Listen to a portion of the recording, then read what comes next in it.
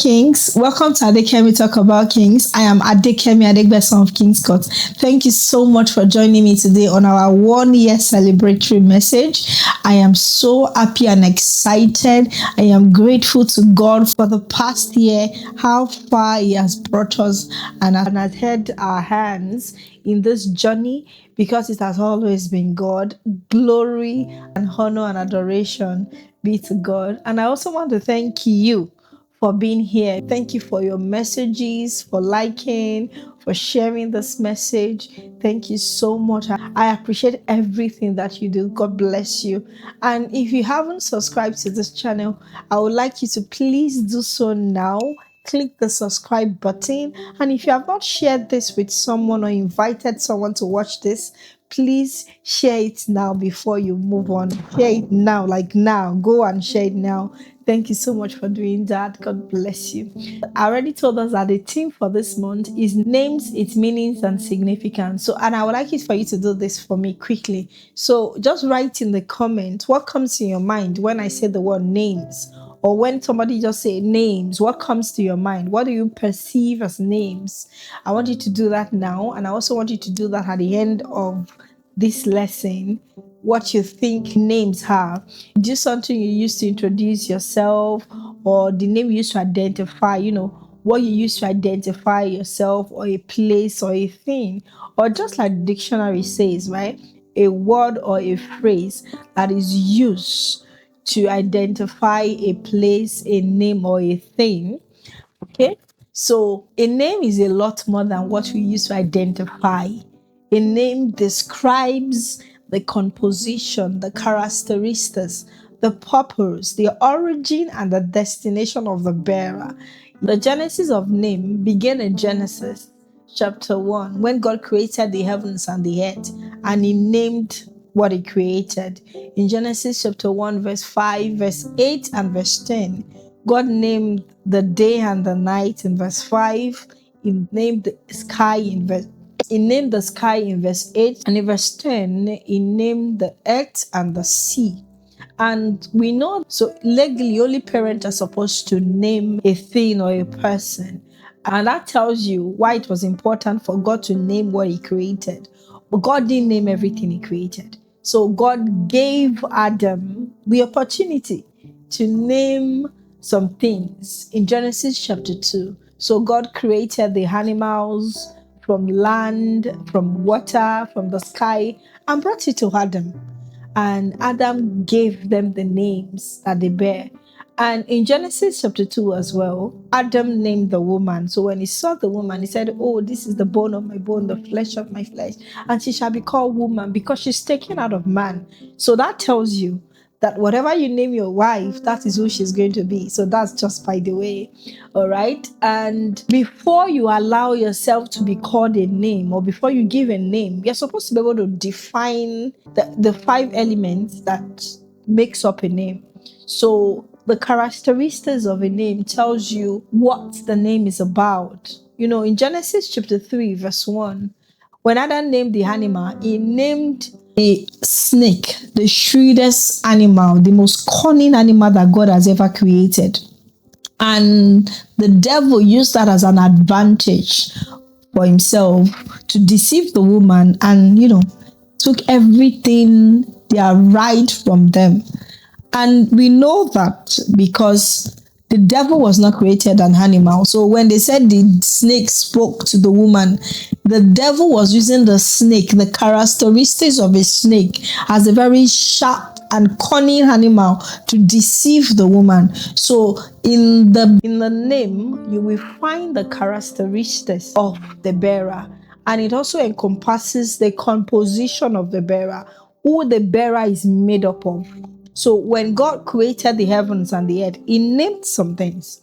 And when He created man from Himself, the man was also able to name some things. So it tells you that who God is also who man is. Man was able to name those animals because man was from God, who named the land, the earth, the sky. So it tells you the composition of the bearer. It also tells you the purpose of the bearer. So, like you name a chair, when you see a chair in its name, you already know that, oh, we use this chair for sitting. That's the purpose of the name. Just like when God created Adam and Eve, He gave the man a purpose in His creation. He said He will reign over the land, the bed, the seas, right? And it's important to note here that the things that Adam named were the things that God gave him dominion over. So in Genesis chapter 1:26, and God said, and now we will make human beings. They will be like us and resemble us. They will have power over the fish, the birds, and all the animals, domestic and wild, large and small. That was the purpose in the name that God has given to the man. And then in verse 28, it says, bless them and said, have many children so that your descendants will live all over the earth and bring it under control. I am putting you in charge of the fish and birds and all the wild animals. Because, like I said, God gave Adam power to name some things He created. That was in Genesis 2 verse 19. So He took some soil from the ground and formed all the animals and the birds. Then He brought them to the man to see what He would name them.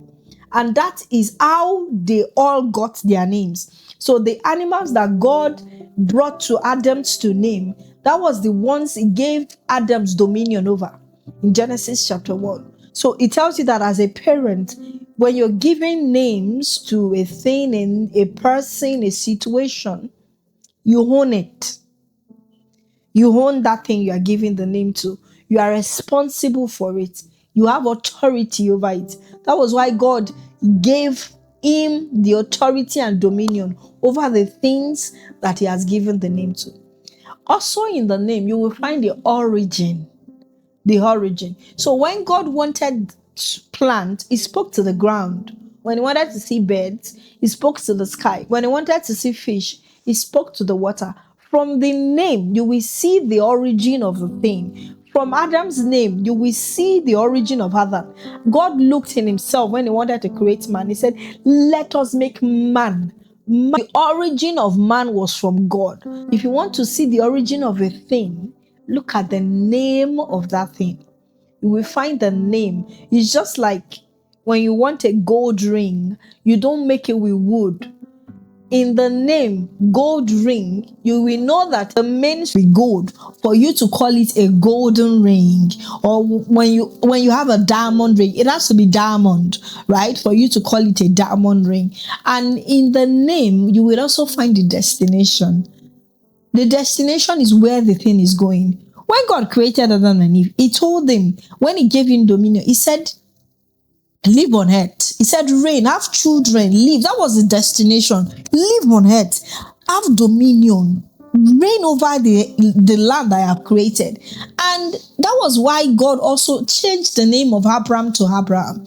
In this name of Abraham, Abraham's name was a good name. It means exalted father. But because the destination was father of all nations, and for him to be able to carry that name, for the bearer to be able to fulfill the purpose that which God has created him, God needed to change his name from Abraham to Abraham, from Sarai to Sarah, from Jacob to Israel. In fact, for Jacob, it was twice that the Lord had to change his name. The first time he encountered an angel in Genesis 32, the angel changed his name. But because Jacob was still bearing that name, when he met with God again in Genesis 35, God had to change the name. So it tells you how important a name is.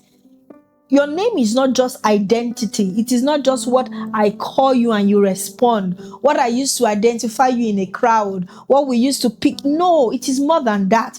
It's your composition of the bearer, the characteristics of the bearer, the origin of the bearer, the purpose of the bearer, and the destination of the bearer. So God wanted us to know how important the name is. That was why He allowed Adam to name those things and He gave him dominion over those things.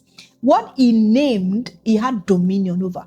As a parent, what you have named, you have dominion over. What you have named, you have responsibility for. I know sometimes that situations that the name, even though they are good, they might not carry the purpose of which God wants it to fulfill. And that is why we thank God that we could change name. Because even in some jurisdiction in the world, authorized government officials can refuse actually to register a name if they feel it's going to harm the child, they deem it impractical, or they feel the name is considered offensive. And even in some part of the world, like in the Chinese tradition, they consider it affront and not honor to actually name a child, a newborn baby, after an old relative. Unlike in some part of the world, America and Africa, where I come from, where they can easily name a child after a relative or someone they know. But because of all of these factors that come into play when we are being named, that is why also some other things that have been put in place for us to be able to manage those factors. Because remember Jabez, he was named that name because of the circumstances around his birth. And God had to intervene for him to have a good life. Because if it wasn't his name that was causing the problem, they wouldn't have mentioned that his name was Jabez, because the circumstances around his birth warranted that he be named that name. So we are grateful to God that we can actually change our names. We can actually bear the names our parent has given us. We can add to our names. We can remove from it, because we understand that our names are not just our identity. Our name are supposed to carry the purpose of God. Names are not just for people. The names you're talking about is not just names of people. It's not just the name that you bear. It is also names that the situations around you bear. This name encompasses everything that can be identified with a name. So that is why it's even God names sometimes have to do with our circumstance, with the circumstance of the person that is saying that particular name, even with the situation, the purpose that God wants to use that name for. Like when he wanted to send Moses, he told him, when Moses asked, who will I say sent me? He said, tell them, I am sent me. The name had to carry the purpose, had to fulfill the purpose that which Moses was going. For Gideon, it was Jehovah Shalom. The Lord is peace. That was what Gideon needed. For David, it was the Lord is my shepherd. For Abraham, when he wanted to sacrifice Isaac, it was Jehovah Jireh. It means that name has to fulfill the purpose. It has to carry the composition. It has to carry the characteristics of God for that particular time, for that particular situation, for it to work for that situation. So when we are talking about names, we are not just talking about your names that you call yourself. We are talking about the names that you call situations. That was why in Genesis chapter 1 verse 14, when God named the sky, it was not just because he wanted to name the sky. He named the sky for the seasons and time. He says in Genesis 1 verse 14, then God commanded, let light appear in the sky to separate day from night, and to show time when days, years, and religious festivals begin. It separated all of those things. The name of those things are different. Every year, you will notice that church comes up with themes for the year. They have names like for this year, 2025. The theme for CCI is the year of legacy. For Catholic, is the year of jubilee. For the Redeemed Christian Church of God, is the landmark year. And even for countries that follow the Chinese zodiac signs, right, is the year of the wood snake. Every of these names are prophetic. They are not just ordinary names. So if you're a very prophetic person, you will realize that all of these names, they are not ordinary. They are very prophetic names. They carry meanings. They define the year for the people that accept it. If you accept that the year is a landmark year for you, you are going to be experiencing landmark situations, landmark blessings, and even months. For me, for King's Court this month is the month of blessings. We are going to be speaking into the month that this month is going to be a blessed month for us. You walk in alignment with the names that you have given those situations. So when you are responding to a name or being called a name, you now realize that it's not just me responding so that they will be able to identify me with that name. It is your purpose they are calling. They are calling your composition. They are calling your origin, your destination. You know, it's important. If Abraham didn't see himself as father of nations, he would have remained a father. He would have remained an exalted father, probably of Ishmael, and he would not have given birth to Isaac. So he needed to see himself that way. That was why God changed the name. And you need to know this very important thing, that it's possible that God has given you a name and you refuse to bear that name. In 2 Samuel chapter 12, God himself sent prophet Nathan to go and tell David that the new son he has just given birth to, his name is going to be called Jedediah. Who can guess who that son is? That son is the person we refer to today as King Solomon. Nobody calls him Jedediah. Everybody calls him Solomon. But in 2 Samuel, God sent the prophet Nathan that the boy should be named Jedediah. So it's possible that you have a name called by God and you don't bear the name. Do you know it is important that Jesus was called Jesus? That was why God made sure he sent it. It was written ahead of time that his name will be called Wonderful Counselor. His name was written. It was part of the prophecy that was written concerning Jesus. It was not just ordinary. For John the Baptist, his name is going to be John. They almost named him Zachariah because they told his mom, but we don't have anyone in our generation that has ever borne that name, John. And they almost named him Zechariah. His mom insisted, no, his name is John, because the Holy Spirit had given them that name. So it tells you that it's possible that God has given you a name and you don't bear that name. And it is also possible that God has not given you a name and you are calling yourself that name. Like you are calling yourself, you are broke, you are sick, you are poor, you are broken, you are desolated, you are depressed, you are sick, as God called you those names. He said it in Isaiah 62. He said, your land shall no longer be called deserted. He said, I've given you a new name called Exiba. Some people still call themselves by the old names that God has even forgotten about, that God did not call them. You call yourself barren, you don't have children, you don't see yourself as father of nations, you don't see yourself as fruitful, and God has called you those names. Don't be like Jedediah, that has refused to bear the name Jedediah that God gave him and is bearing King Solomon. It's possible for you to change that name, even though you are old enough, right, to give somebody a new name. That was what Apostle Paul did. His original name was Saul, but we all know him now as Apostle Paul. He was old when he changed his name. Even Peter, Jesus changed his name from Simon to Peter. So you can still change your name. And it's not just your name as a person, the name of the situation.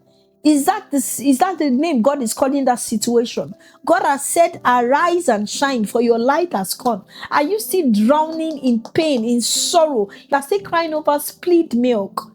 You are still weeping over sorrow. You are poor. You know, some people even joke with these things, and I still cannot fathom how you joke with calling yourself poor. You are seeing somebody else. You are joking. You are telling me, oh, you are the rich woman. I'm the poor. I will never be poor. I will never be stranded. You are not even supposed to joke with things like that. When you know that whatever, Bible said it, whatever the name Adam called it, whatever name Adam called it, that was the name. So it was the name Adam called snake, was the name that the devil used against him. That name that Adam named snake, that very shrewd and cunning animal, that was the name that the devil used against him, because we know the devil is not an animal. The devil was created an angel. So when you now see a snake coming to deceive the woman, it was the character of the snake that they used against Adam. I want you to go back now and define that question I asked you at the beginning. What does your name mean to you? What does that name, the name of the situation, mean to you? That present situation that you are in, are you broke? What does that name mean to you? Today, we are only going to focus on the meanings of our names, the meanings of the name of situations, the meanings of names. We are going to come back next time to talk about the significance of name. But I want you to take this away.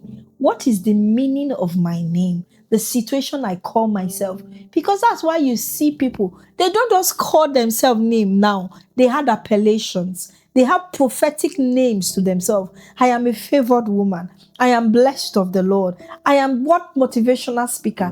I remember this word actually. My mom used to call me word motivational speaker even before I started ministry. And I used to ask her, why do you call me word motivational speaker? And she said, that is what I see that you are. And I respond whenever she calls me that name. If she calls me what motivational speaker, I said, that's me. Even though I don't even speak at all then. But I'm now seeing the manifestation of that name. So begin to think about it. What is the meaning of the appellation they call me? What is the meaning of the appellation I've called myself? The situation around me. Names are not ordinary. They are prophetic. They carry meaning. They define your composition, your character, your purpose, your origin, and lastly, your destination. Then when I see you, I want you to go back and think about this. I pray may your home be filled with God's friendship and counsel. I will see you soon. Bye bye.